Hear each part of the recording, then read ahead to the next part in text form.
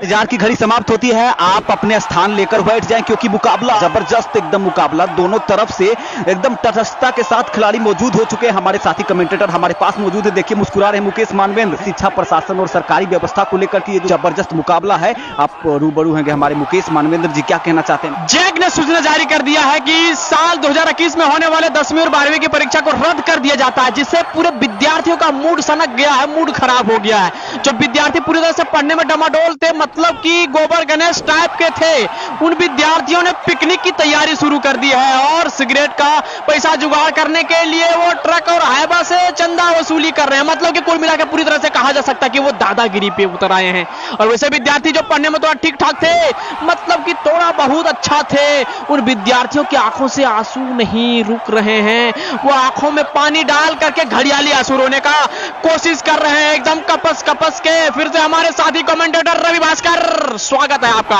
जो दर्शक हमारे हैं किस तरह से अपनी टकटकाही निगाहों को देख रहे हैं कि इस गेंद में क्या होने वाला है। और मैं बता दूं कि जिस प्रकार से यहाँ पर गेंदबाजी बल्लेबाजी दोनों मोड़ पर जाने के नतीजे में थे, वहां पर सरकार ने अपना डिसीजन लिया कि उसने कैंसिल किया यहाँ पे परीक्षा को। और बीच में यहाँ पे दर्शक थोड़ा सा ऐतिहासिक पन्नों को पलटने के बाद हमको पता चल सकता है कि जिस प्रकार से स्टूडेंट शिक्षा को ग्रहण करने के लिए स्कूल महाविद्यालय तमाम तरह के शिक्षण संस्थानों पर रुक करते हैं, वहां पर अच्छे आक्रामक तौर से प्रदर्शन करते हैं। मुकेश मानवेंद्र आप सबको बता रहे थे कि किस तरह से मुकाबले में रोष आ गया, स्टूडेंट लोग किस तरह से सिगरेट और पिकनिक के लिए अपनी जुगाड़ लगा रहे हैं। यहाँ पर मेरे साथी कमेंटेटर मौजूद हैं। बहुत ही अच्छा, खूबसूरत, क्या कहेंगे भास्कर जी। और ये देखिए हमारे स्कोरर प्यारेलाल जादव जी भी यहाँ पे उलट रहे हैं वीडियो में, क्या बात है, खूबसूरत। इस मुकाबले में जो दर्शक रूपी अभिभावक हैं वो सबसे अधिक मजा ले रहे हैं और अपने अपने मूंछों में घी लगा रहे हैं भैया। जो अमीर वर्ग के अभिभावक हैं वो घर में बैठ करके सोफा पे अपने मूंछों में घी लगा रहे हैं, और जो गरीब अभिभावक हैं वो घर के टूटल चारपाई पे बैठ करके मूंछों में घी लगाने का काम कर रहे हैं भैया। ये घी लगा रहे हैं या रिफाइंड का तेल लगा रहे हैं या डालडा लगा रहे हैं, को देखना बड़ा ही दिलचस्प होगा इस मोड़ में। फिर से हमारे साथी कमेंटेटर।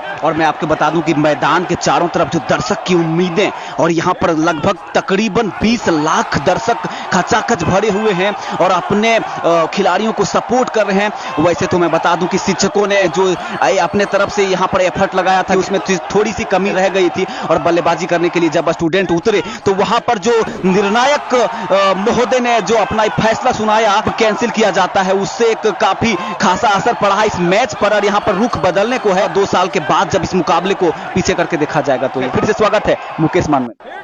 बहुत शुक्रिया भास्कर जी। और मैं बता दूं कि बहुत सारे स्टूडेंट जो थे वो एकदम ग्रीटिंग कार्ड और गुलाब का फूल तोड़ के रखे थे, और उनका मानना था, उनका सोचना था कि एग्जामिनेशन सेंटर पे जाएंगे और प्रपोज करेंगे, लेकिन सरकार के इस कदम से उनके सारे मंसूबों पे पानी फिरता हुआ वो बिल्कुल अपनी दुनिया को चौपट करके बैठ गए हैं सारे स्टूडेंट। फिर से हमारे साथी कमेंटेटर। लेकिन यहाँ पर जो दर्शक हैं 20 लाख, उनके उम्मीदों पर पानी नहीं फिरा है, इस पर आपका क्या कहना है?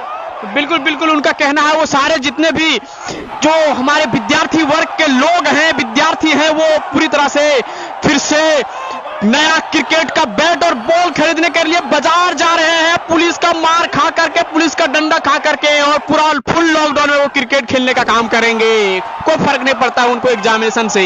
देखिए ये जो मुकाबला है, मुकाबले में आपको देखना पड़ेगा, निगाहों को स्थिर करके देखना पड़ेगा कि क्या इस मुकाबले में क्या खास दिलचस्पी है। मैं आपको बता दूं, थोड़ा सा बैकग्राउंड में जाऊंगा कि खेल के पन्ना को पलट करके देखूंगा तो इतिहास ये बताता है कि ये इसके पहले जो मुकाबले होते थे उनका रंग, उनका राज, उनका सब कुछ अलग होता था, लेकिन ये मुकाबला काफी खास है।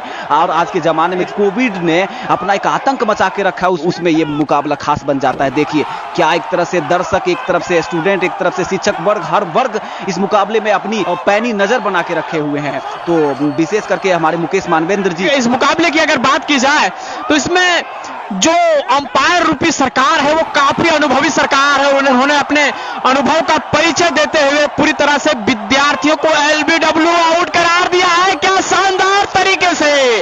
और इसी के साथ पूरी तरह से शिक्षकों की वापसी होती हुई, शिक्षक लोग कमबैक करते हुए, क्योंकि उनको अब स्कूल नहीं जाना पड़ेगा, घर बैठे बैठे उनका सारा पेमेंट हो जाएगा। पूरा ये कंटिन्यू चलता रहेगा। हमारे भास्कर जी कम शब्दों में अपने बातों को निपटाइएगा।